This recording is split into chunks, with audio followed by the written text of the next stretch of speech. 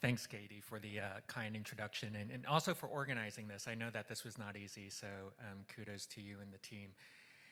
Before we begin, I kind of want to get a sense of the folks in the room. So raise your hand if you're from sort of a government entity. Raise your hand if you're a Web3 expert. All right, perfect. Over the last day, and actually in the previous session, we heard a lot about privacy. We heard a lot about control. I kind of want to use the soapbox that I have to talk about something completely different, which is public data, public funds, and a public blockchain. I want to challenge you all to think differently about digital assets, to think differently about privacy, and again, to think differently about the public blockchain. So I want to start off with a question for you all, which is how many here, with a show of hands, think that we should have transparency of public funds? Okay, which is great. And the answer is not surprising because when you look at the statistics, we have some serious problems related to government spending. And let me just read off of a few statistics that I have for you. So of the $1.2 trillion dispersed by the US Small Business Administration for COVID-related payments, the SBA OIG office found that more than 200 billion, or 17% of funds, went to fraudulent actors. According to a Pentagon analysis, 40% of 108 billion that the Defense Department spent between 2010 and 2012 ended up in the wrong hands. A UN General Secretary report noted that 30% of development aid was lost to corruption. The statistics kind of like continue. I'm going to spare you from doing a laundry list of fraud and corruption in government spending, but I think there was a number of you who indicated that there is value in making public funds disbursement publicly available. And if you believe in the value of transparency, public blockchains offer a solution. Public blockchains offer many benefits, including transparency, traceability, auditability, and programmability. A public blockchain also has the added benefit of cost efficiency, enhanced access, and also being a trusted solution, which is a little bit weird, but we'll get into that in a few minutes. So, in the next 25 minutes, I'm going to talk about the Stellar blockchain, Stellar Aid Assist, and also the newest payment rail in Ukraine, which is the Transparent Network. This is an informal presentation, so I want to encourage all of you to ask questions throughout if you have them. So about Stellar, as Danelle noted yesterday, the Stellar Development Foundation is a nonprofit organization whose mission is to increase access to the global financial markets through development of the Stellar blockchain. Stellar is one of the oldest blockchain solutions in the industry, having been around since 2014 and processing more than 10 billion operations since the beginning. The network is built for payments, and Stellar is designed to move money efficiently, effortlessly, and safely without limitations of borders. The Stellar protocol is designed to prioritize safety, efficiency, and accessibility. So Stellar uses a proof of authority concept, which allows asset issuers to determine who its validators are. You can think of Stellar as being a hybrid public permissioned blockchain. Transactions settle in roughly 5 seconds or less, which is fast enough for retail point of sale systems.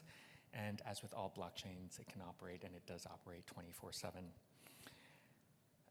The platform can process thousands of payments for a fraction of a cent, which is incredibly cheap even for a blockchain. And Stellar has a processing throughput about 1,000 transactions per second. And if needed, it can scale to 1 million transactions per second. But that type of processing capacity is not needed today, which is why we have not implemented those features. So Stellar differs from other blockchains because it has been designed for regulated assets. And what I mean by that is that the Stellar protocol allows asset issuers to really control who owns its assets, how those assets are used, and who controls the ledger.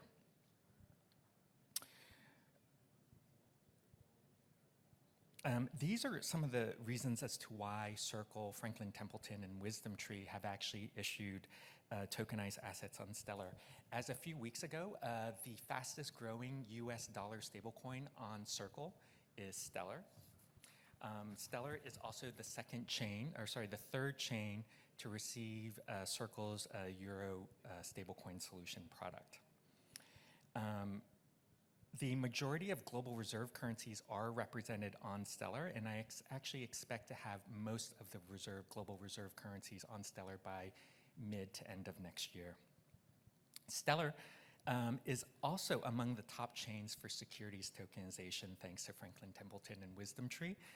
And these firms are just starting their journey today. Today, those firms have over 300 million in market cap on Stellar, and it's actually the largest asset type on Stellar, which is a little bit surprising given that Stellar was established as a payments system. And because Stellar was built as a payments platform, it has several payments tools that we've built over time. The newest tool is a bulk disbursement tool, which allows organizations to effectively send thousands of transactions at one time. The second tool that we have is global and regional off-ramps. Thanks to our partnership with MoneyGram, we actually have one of the largest on and off ramps for crypto.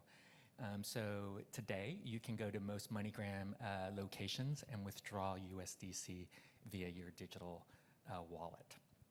And then what is coming soon is a new tool called Stellar Trace, which will allow users to see, trace, and audit payments in real time. And we'll talk about why this is kind of an important development for aid and reconstruction.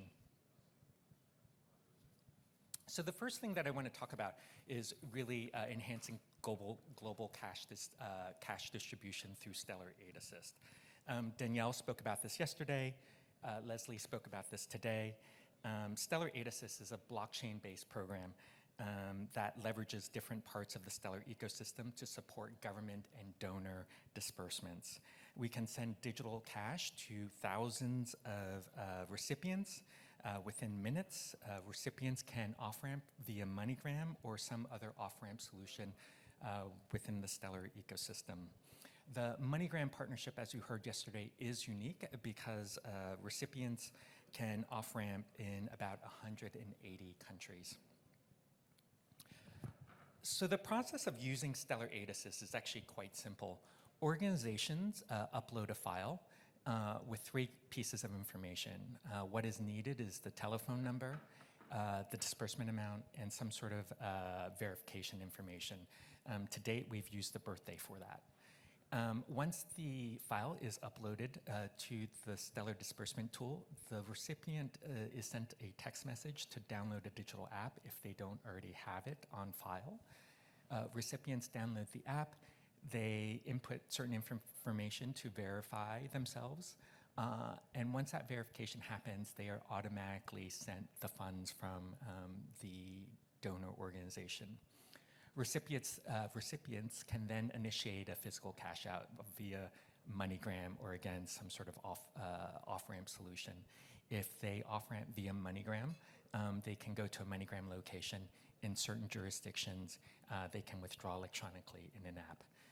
Recipients have the luxury, in most cases, to off-ramp in local currency or global reserve currency, such as the dollar or the euro, depending on the MoneyGram agent's capability.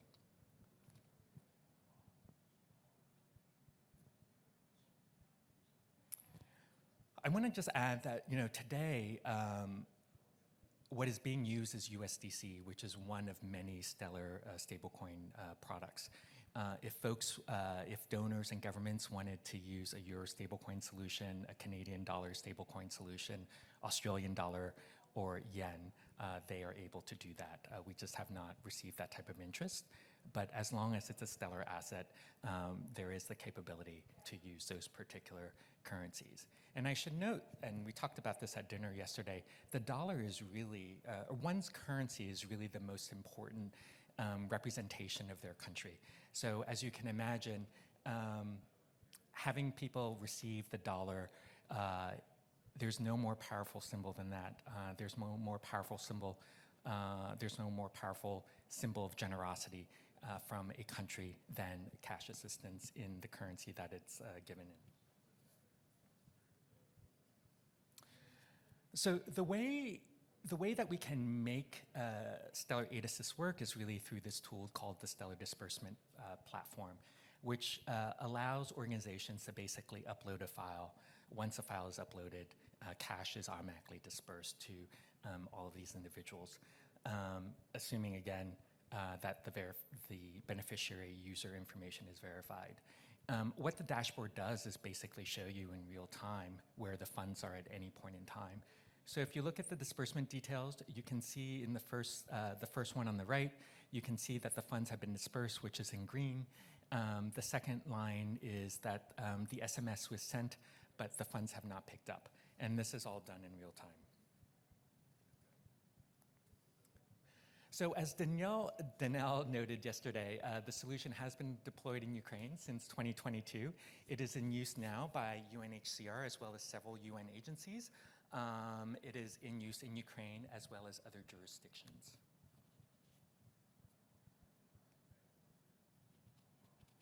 So why is this tool important? It's important because it is transparent by design. And despite all the talk of privacy, what is interesting about Stellar Trace or Stellar Aid Assist is the fact that all the information is on the public chain in real time. Organizations have transparency, traceability, and auditability of funds in real time. So we spent a lot of time talking about the benefits to aid organizations, and I want to spend a few minutes talking about the benefits to recipients. The beauty of the solution is that it supports unbanked populations. So recipients do not need a bank account to withdraw cash. Again, they can go to any MoneyGram location and pick up physical cash. It is designed to provide users with a strong store of value. Today, we're using USDC. Again, we can use Euro Solution, Yen, and a number of other global reserve currencies. This is important, as we kind of discussed yesterday, because the use of a global reserve currency protects users against inflation and currency devaluation. It also allows people to withdraw cash in a number of locations. So this is particularly important for mobile populations, like refugees who are moving from location to location, possibly between countries.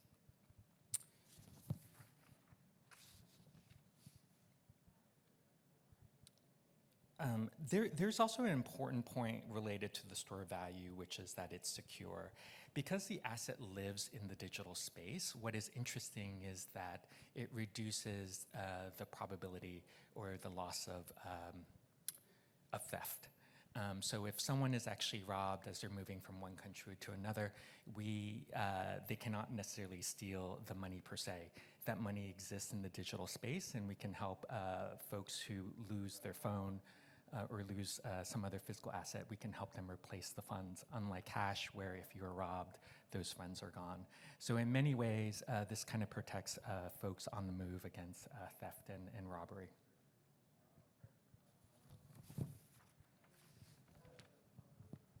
So our work is just beginning in terms of putting public funds on a public blockchain. What we're doing in Ukraine is actually quite unique. We are working with a local technical partner to solve two problems in Ukraine. The first is that payments are slow and expensive in Ukraine. Ukraine lacks an instant payment system, and the payments system in Ukraine is actually dominated by one large bank and the card networks. The second problem that we're solving in Ukraine is that there's a desire for transparency in payments. Ukraine is ranked as one of the most corrupt countries in Europe after Russia.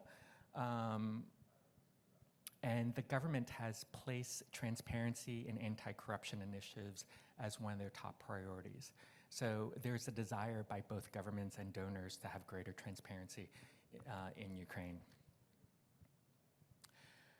So we are working with DCM in introducing the Transparent Network, which is an instant payment system using tokenized bank deposits in Ukraine.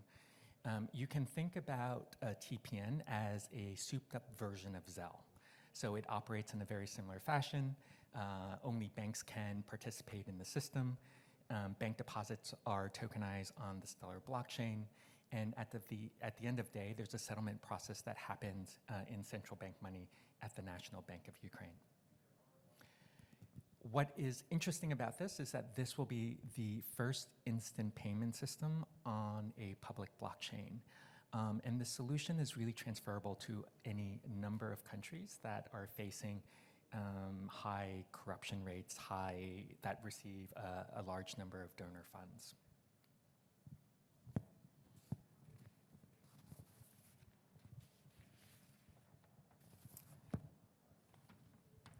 So as many of you know, I am a former central banker, so of course, what is ingrained in me is to think about risk. And we've done a number of things to sort of reduce risk associated with use of the system. Again, only banks can interact with TPN, so this is not necessarily a CBDC solution. This is sort of a two-tier model, similar to what we have today for most instant payment systems. Banks can establish credit limits with each other. There is a guarantee fund that ensures end-of-day settlement. And we are using tokenized bank deposits. So consumers can be assured that their funds are guaranteed and any loss would be covered by the government. So TPN is actually complemented by a new private wallet solution. If any of you have used a public blockchain explorer or any blockchain explorer, it's probably a bunch of gobbledygook. For me, it's just a bunch of letters and numbers that mean absolutely nothing. So this private wallet directory will allow you to associate metadata to a public blockchain. So for example, if my Stellar address is GA510, I can say that this is Paul's account, and it will show up in this private directory as being Paul's account. So what it does allow for is for people to trace transactions in a human-readable way. And they can do it in real time. If you want to take a preview of Stellar Trace, I have that here. Again, this is just a demo version. It's not in launch yet. So the data is only as good as what's on the blockchain. And I kind of want to address the limitations of what we're doing because this is brand new. This is incredibly exciting. But the solution only works when people have a TPN account, which may require users to open a new bank account and establish a new banking relationship with a bank that is participating in the arrangement. It is just like Zelle for the Americans in the room. Only certain banks participate in Zelle. If you want to use Zelle, you need to open an account with a bank that supports Zelle. Only transactions that are sent through the platform will benefit from transparency, traceability, and auditability. That's kind of a given. For us to be able to trace transactions, you need to have it on the blockchain. We also need to have certain information attached to the payments themselves. So if the World Bank, for example, wants to fund a $10 million bridge reconstruction project, what they will have to do is effectively ask its vendors to attach a project identifier with the payment on the blockchain. And what the solution will do for you, what Stellar Trace will do for you is basically search the blockchain for that project identifier, pull it up, and you can see it in the system. So the World Bank, for example, at any point in time, if you have that project identifier, will know how the funds were spent related to the $10 million reconstruction project. Reaching one limitation is that we will not reach full potential until everyone is on the system. And this will take a little bit of time, right? So FedNow, for example, which is the latest instant payment system in the US, that was launched a few months ago, I believe, and the adoption has actually been quite slow. We are moving very, very quickly, or I should say our partners in Ukraine are moving very, very quickly in securing adoption of the solution. So why is this project groundbreaking? It's groundbreaking because it really demonstrates the power of public blockchain and why public blockchain sort of deserves a place in the conversation. It's because public funds should be dispersed in a public way, such as on a blockchain, public blockchain. It provides real-time transparency for governments and donors. We hear this from all of the donors. The European Commission, for example, has said that they want transparency in terms of the aid that they're going to provide Ukraine. Ukraine is the perfect model for implementing a blockchain solution. What makes this project really groundbreaking from my perspective is that this is the first wide-scale use of a blockchain for payments. The way that we're able to do this is because there is an incentive for all of the parties to join the network. For banks, again, the banking system is kind of dominated by one bank, so all the other banks actually want to create a network that allows them to have the same network scale as this large bank. I will tell you, somewhat confidentially, even though this will probably be posted, is that the largest bank does not have, obviously, an incentive to join the program because they are the largest bank and they don't need the network scale that the other banks do. The merchants also have an incentive to join the program. You can probably guess as to what that incentive is, which is they want to reduce the card network fees that they're currently paying. Donors have an incentive to join as well, obviously for the transparency, traceability, and auditability function. And vendors also have an incentive to join because if their payors want them to have an account at TPN for a road construction project, my guess is that they're going to join the solution as well. So this is the first time where I think we're going to see a coalescence of players using a public blockchain, which is incredibly exciting.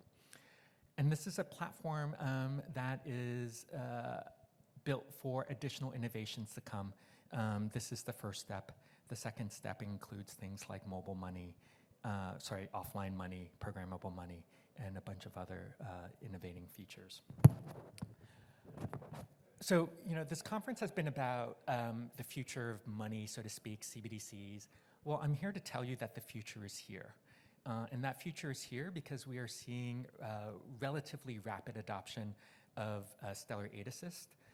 And I say rapid because we're still dealing with international organizations, donor organizations that are relatively slow to move. But the fact that people have used the system in Ukraine and elsewhere is a testament to how powerful this technology is. We are moving very rapidly in Ukraine, and hopefully we'll have more to share in the next 2 months.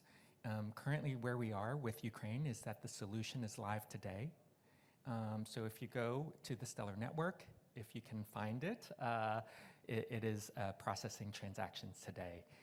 Where DCM is they are onboarding additional banks before they make an official launch. But I think you'll see that announcement shortly. So that is it for the formal presentation. I'm happy to answer any questions that you all may have. Josh? That's fantastic, and I've been a big fan of Stellar's work for a long time, as you know. Could you talk a little bit about the war and how the war has impacted what you're doing and also changed some of the projects? I know there was SDF work on CBDC with Ukraine, and that shifted. I'm just curious the evolution of the work over the past 2 years. Sure, and that's a great question. So Stellar has been actually working with the Ukrainian government, I think, for the last 2 years. The first project was a proof of concept for a CBDC. That project continued despite the war, despite the invasion. A final report was published at the beginning of this year, in January, and we quickly, with the partners, pivoted to a solution that makes sense. And the solution that makes sense for Ukraine, and I would argue the solution that makes sense actually for most emerging markets, is an instant payment system. So I appreciate that this is a CBDC conference, but as a former central banker working in this space, what most countries need, including the US, is an instant payment system versus a new splashy CBDC project. This one is unique in the sense that the Ukrainian government, because of the invasion, is open to innovation. I think it's more open to innovation, it's more open to transparency than they otherwise would be. You know, one of the reasons why Stellar has invested so much into Ukraine is because innovation in financial markets typically require a trigger event. And that trigger event for Ukraine is invasion. So, you know, if you look at the development of the US financial markets, for example, a trigger event for digitalization of securities is the paperwork crisis of the 60s or 70s. Thanks to 9/11, guess what we have? Check clearing, electronic check clearing. Before 9/11, nobody cared. We just continued to fly checks halfway around the country. But because of 9/11, the US ended up with a check clearing system, electronic check clearing system. So it's really innovations in payments and in financial markets happen because of crises. And you know, one of the outcomes of the invasion of Ukraine is the ability to experiment more than we otherwise would be able to.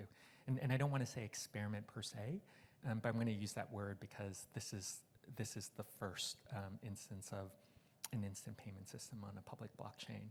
But Stellar has been used for payments for almost a decade, so the technology is not new. If anything, the technology is a little bit dated.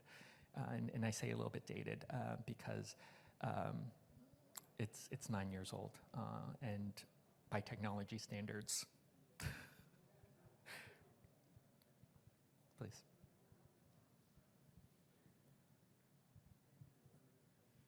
So you had mentioned two separate projects, one of the distribution of funds that may be used by, for example, immigrants, and one within Ukraine.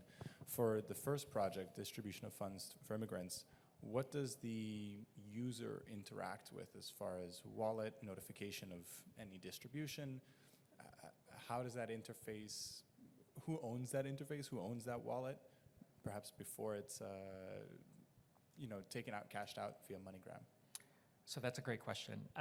It can be any combination of wallets, asset issuers, and organizations. So in the case of UNHCR, they've decided to use USDC as the primary payment instrument, and they've decided to use Vibrant, which is a digital wallet.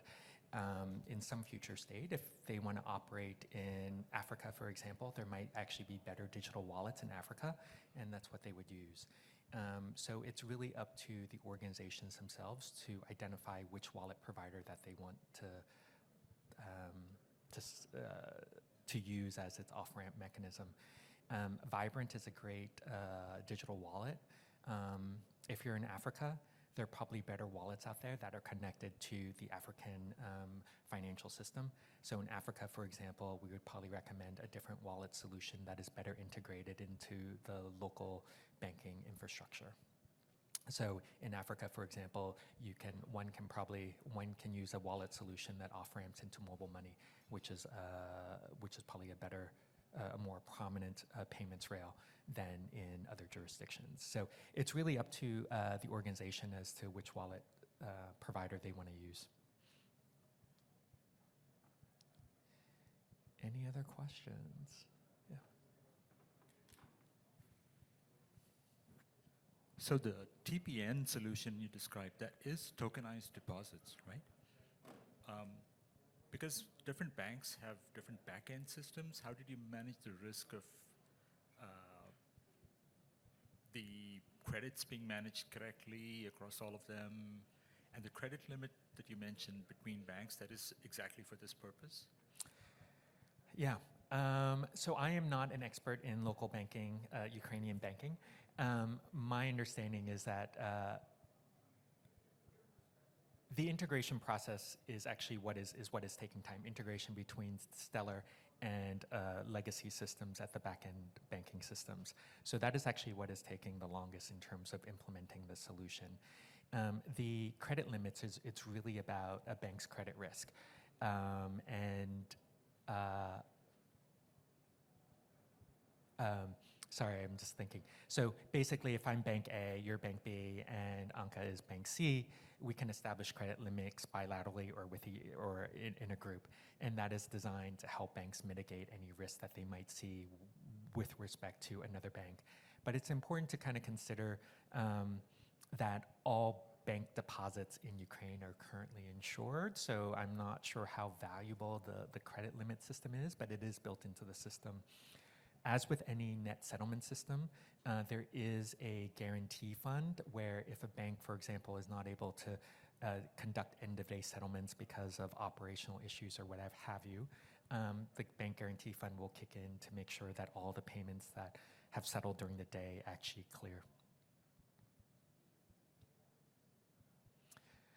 So thank you. It's a pleasure. Feel free to stop by the Stellar booth to pick up additional information, and I'm happy to talk to any of you offline. Thanks, everyone.